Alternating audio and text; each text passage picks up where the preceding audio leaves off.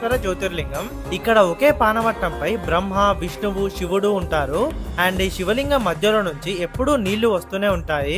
ఈ ఆలయం మహారాష్ట్రలోని త్రియంబక్ లో ఉంటుంది. అండ్ ఇది నాసిక్ నుంచి 30 కిలోమీటర్స్ దూరంలోనే ఉంటుంది. అయితే పూర్వం గౌతమ మహర్షి అహల్య గోహత్య పాపానికి ప్రాయశ్చిత్తంగా శివుని కోసం తపస్సు చేస్తే ఇక్కడ శివుడు, బ్రహ్మ, విష్ణువు ముగ్గురు ప్రత్యక్షమవుతారు. సో అందుకే ఈ ఆలయం త్రిమూర్తులకి నిలయంగా ఉంది.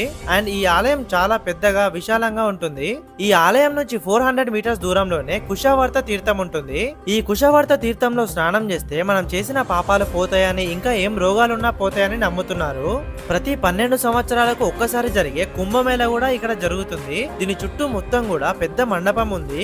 అండ్ ఈ మండపంలో శివుడు, వినాయకుడు, విష్ణుమూర్తి ఇలా చాలా ఆలయాలు కూడా కనిపిస్తున్నాయి. ఇంకా ఈ ఆలయం వెనుకనే బ్రహ్మగిరి పర్వతం ఉంటుంది.